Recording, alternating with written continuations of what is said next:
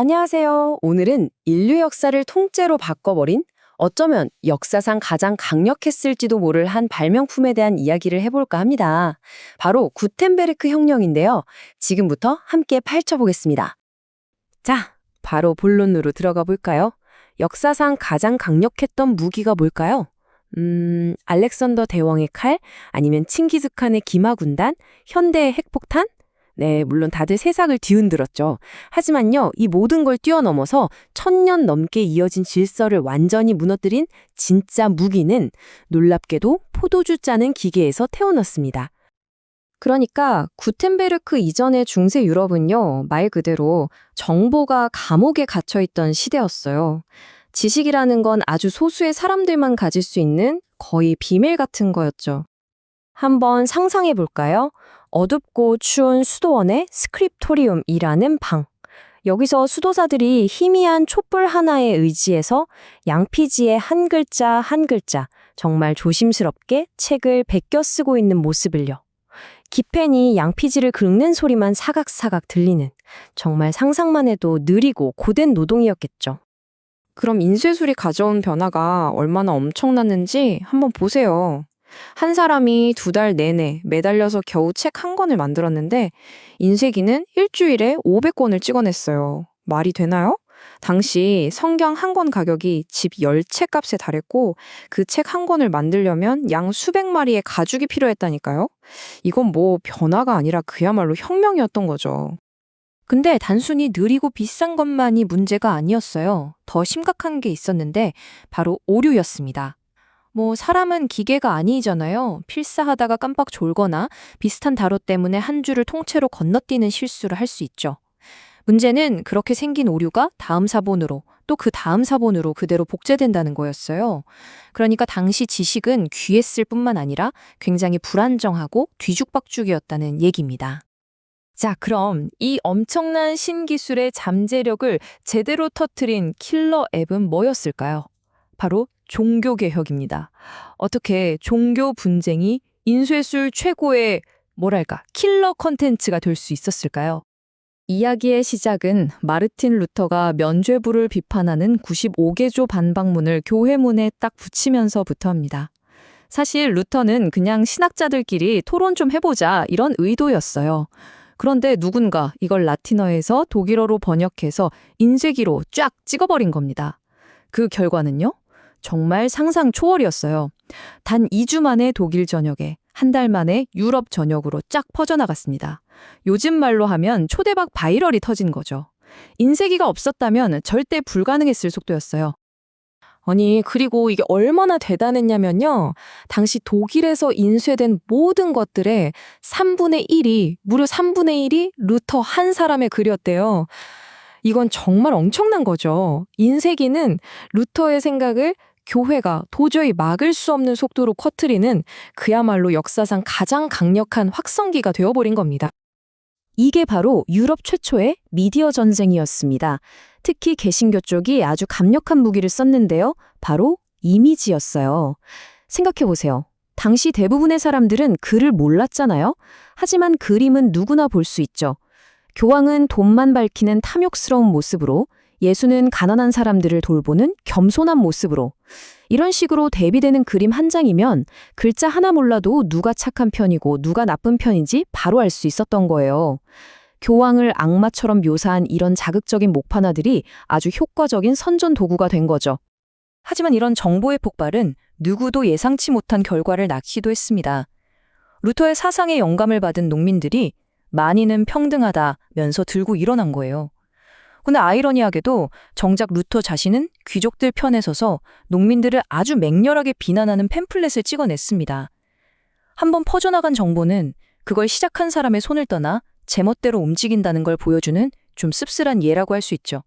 자, 지금까지는 정보가 무엇을 퍼뜨렸는지에 대한 이야기였다면 이제부터는 인쇄술이 사람들의 생각하는 방식 자체를 어떻게 근본적으로 바꿔놓았는지 한번 들여다보겠습니다. 앞서 정보가 감옥에 갇혀 있었다고 했잖아요. 그 감옥의 이름이 바로 라틴어였습니다.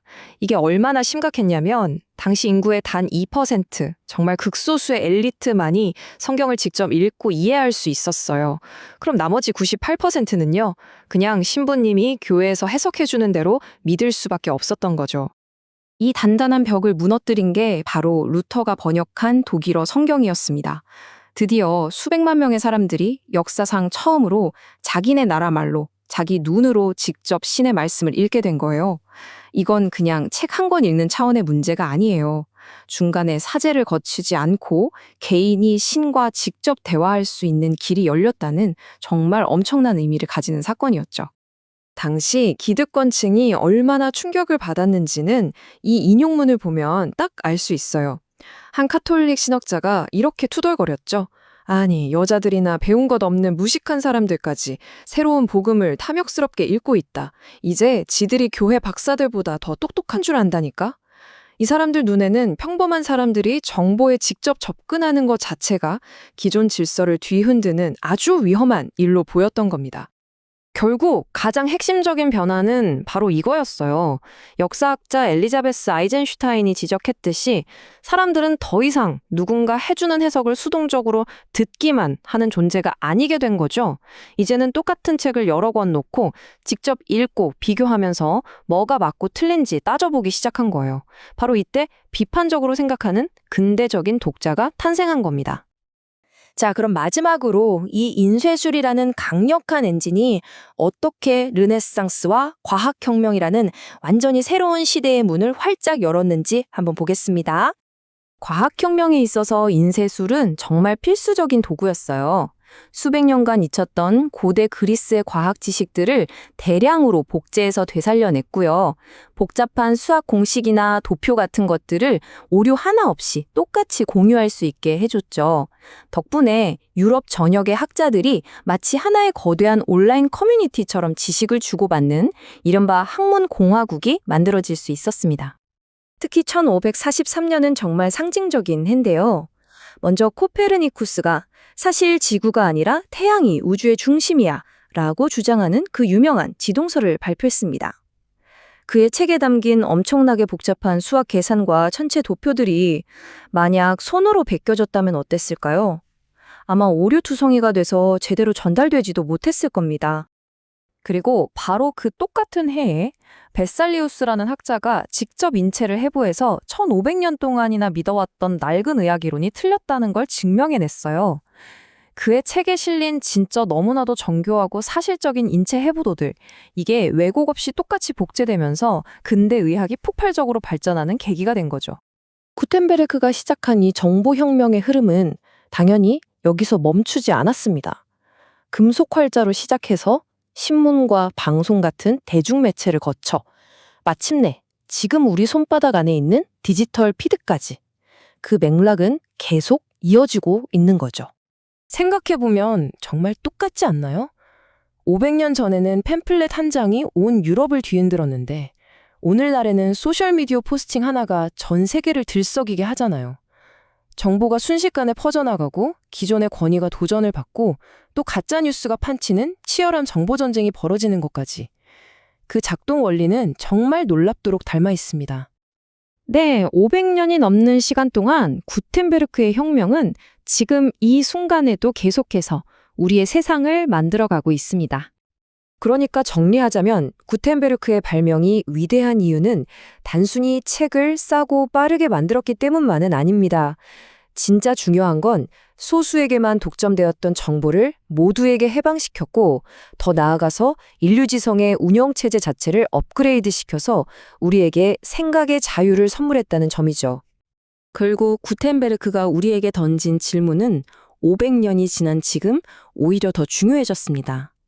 매일같이 쏟아지는 정보의 홍수 속에서 이 끝없는 정보 전쟁 속에서 우리는 과연 어떻게 진짜와 가짜를 가려낼 수 있을까요? 그리고 이 강력한 기술의 힘을 어떻게 하면 더 나은 세상을 만드는 데 사용할 수 있을까요? 아마 그 답을 찾는 건 이제 우리 모두의 몫이 아닐까 싶습니다.